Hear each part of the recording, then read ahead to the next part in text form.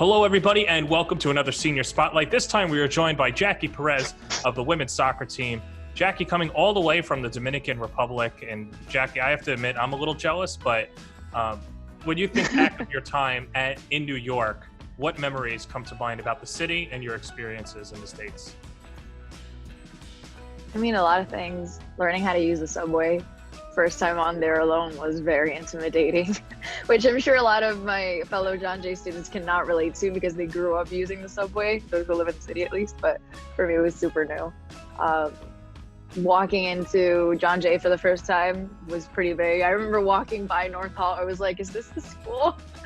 And then they told me that they don't use North Hall, and then I saw the new campus and I was like, oh. Yeah, I don't know. The New Yorker Hotel was a very big impression for me because I was in the dorms for 2 years. But yeah, I had been in the city before as a tourist, but living there and thinking about living there was something entirely different. So yeah. Yeah, and it's a completely different ball game. And credit to you, you threw yourself into things too. Obviously a part of the women's soccer team, interning at the UN. How much, when you graduated from high school and you were set on moving to the US, did you put on yourself to put pedal to the metal and try and get involved in as many things as possible? I mean, I tend to put a lot of pressure on myself for these things, mostly because of my family. Like they work really hard, and my dad especially, he was the one that put me through college. I was lucky enough that he was able to do that. And I felt like I'm doing this, I'm making this big move to the States. My brother and my sister did it before me. They went to college in Atlanta, and they had such great lives there. I was like, I can't do anything less. To me, it wasn't like a choice. It was like, if I'm going to get the most out of it, and then I'm coming back, because I'm not gonna waste anyone's time. I'm not gonna waste my time, my parents' time and effort. So yeah, it was never really a question to me. It was just something that was a given. I was going to do my best. Did you feel like you had to one-up them? Because, I mean, if we're being honest, New York is better than Atlanta. No. Well, I mean, I'm biased. I sure think so. But no, I never felt like I had to one-up them. On the contrary, I felt like, if anything, I almost had a leg up on them because I had seen their experience before. They had given me so much advice, and I had seen the mistakes they made, the successes they had, and I was able to kind of cheat a little bit and learn from that so that I wouldn't make the same mistakes. So yeah, if anything, it was more a blessing than anything else. So let's talk about your siblings and your parents too. Was this a soccer household growing up? When did you learn the game? Well, my older brother never played any sports. He was more of a book guy. But my sister and I, my older sister and myself, we were definitely always soccer players. She was a goalie before me. She was actually the reason I got into the goalie position, because I mean, it seemed fun. Why not? And yeah, it was mostly my sister and I. We grew up. We were in the varsity teams in our high school our whole lives. And yeah.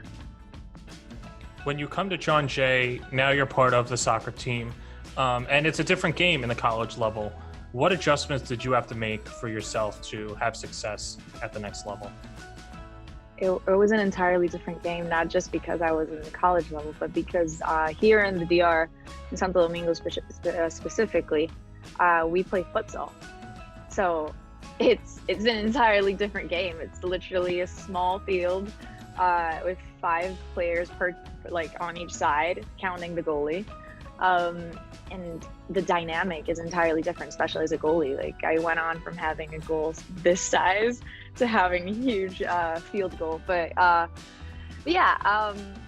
honestly, it was another challenge. I felt out of my depth for a little bit there, because I had played, we call it football 11, with the 11 players on the field. I had played it maybe like 7 times in my whole life, in like an odd tournament here or there. But it was a learning curve, and I definitely have my teammates and my coaches to thank for any improvements I made along the way, and for them having given me a shot like that. It was really big of them, and yeah. Is there any one moment or maybe a few moments that you felt you were really supported by your teammates and the coaching staff to where you said, okay, maybe playing 11 on 11 is not as intimidating as it once appeared to be? I mean, every practice we have this habit of always cheering each other on. Like whenever anyone did something really good, even if it was like we were playing a friendly in practice and somebody took a shot at me and I blocked it, even if it was the person who took the shot, she would be like, damn, good save, or something like that. And everybody would just constantly cheer each other on. So it was I never felt like the support wasn't there. It was always like, if I did something wrong, or if anyone did something wrong, I was like, okay, you got it next time. It's okay, maybe try this, or something like that. It was always words of improvement and words of encouragement. So definitely, I always felt that support there. All right. So for those of us who have followed your journey and have seen the features on you, you did not have like a day off, it seemed. Can you just tell me what your typical day looked like? Because I know with Coach Casey, her practices were not exactly an agreeable hour for college students. Honestly, this might be controversial, but it was the best possible time because it gave us time for the rest of the day to do the things we actually needed to do with our college and professional lives. So having the 7 to 9 practices were insane. It was insane, but it was a blessing. Honestly, I had these 6 to 6 days, I called them. A teammate of mine, Kristalina, used to have them too. It'd be like waking up at 6, going to practice, and then 9:25 class until community hour, and then internship from 3 to 6. And yeah, those were my most hectic days. And then after 6, taking the subway back home, because it was a relatively long subway ride. I would have to go from Columbus Circle to Times Square, transfer to go to the east side to the UN, and then trekking back home, getting home at like 7 p.m. and sitting down to make dinner and do homework to wake up at 6 the next day again. So those are pretty hectic, but I wouldn't trade it for the world. Now, let's talk about that internship at the UN. I know that you got a little more experience as you went on over there. I think it was 2 semesters, right? You interned at the UN? 3. 3 semesters. 3. What did you learn over your time over there?